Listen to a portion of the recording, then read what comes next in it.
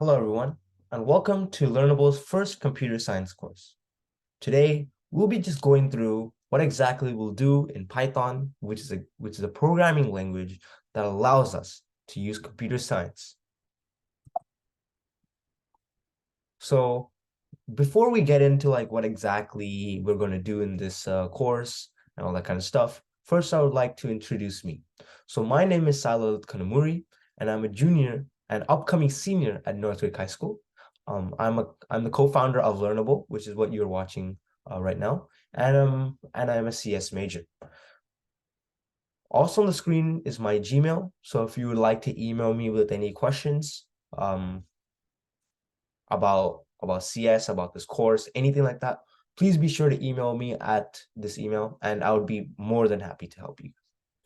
So what makes me qualified to teach you about Python is what you may be asking. So for Python, I have more than 5 years of experience.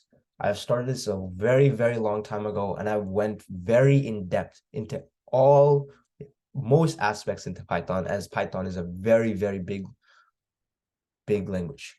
So I went into all the depths and went into complete depth on whatever I'm going to teach you all in this course. I'm very well experienced in the topics that we're going to teach. I also have 3 years of experience in Java, and through this, I went into very, very advanced course material at school and out of school. I have 1 year of experience of Swift, which is a language made by Apple for building apps, and HTML. I have 1 year of experience. I also have 1 month of experience of JavaScript, React.js, and Node.js with TypeScript.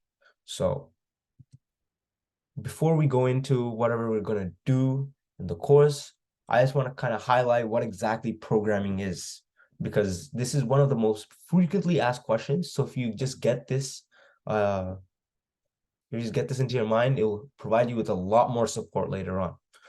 So basically, whatever code that you are writing on the screen, those are instructions, and the computer reads those instructions to make a final output.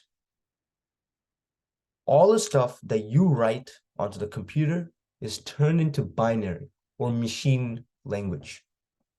Basically, Python is a language that allows you to write something in Python, and it allows the computer to read Python and convert it to machine code, which is the actual thing that the computer does. So Python is basically a bridge between you and machine code, and that bridge is what allows us to use the computer. Basically, what binary is just that it represents numbers, letters, and symbols, and even emojis as zeros and ones. We won't go into what number is this binary or what letter is this binary. But if you want to learn more, please be sure to just type in Google what is binary, and you'll get a lot of responses for that.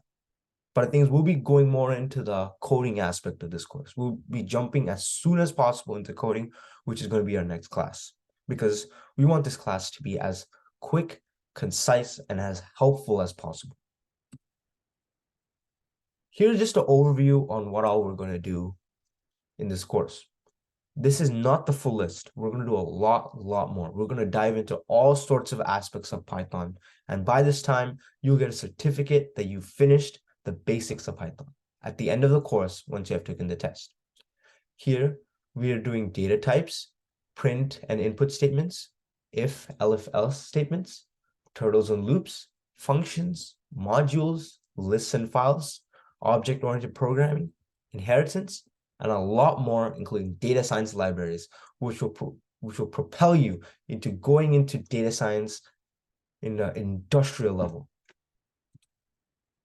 But before we go into coding, we'll need to install this thing called an IDE, which is an integrated development environment.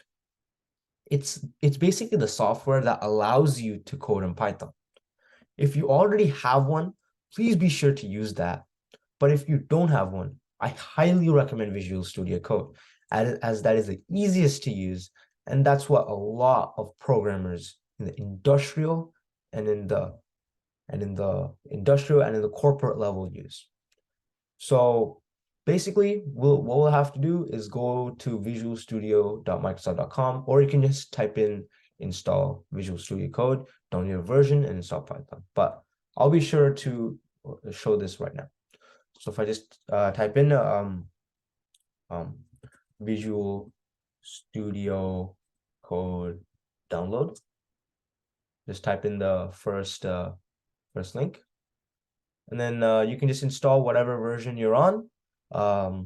So for example, if you're on Windows, please install this. Linux, please install one of this. And if you're on Mac, please install that. And since I already have it installed, I can show you all. So this is like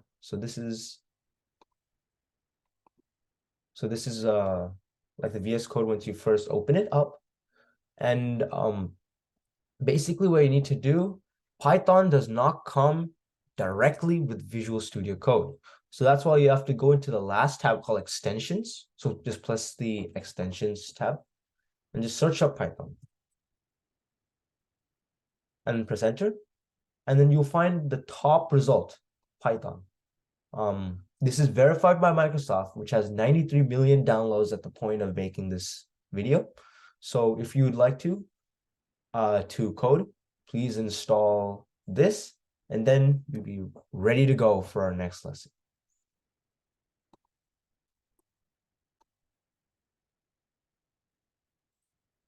So that's the basics for now.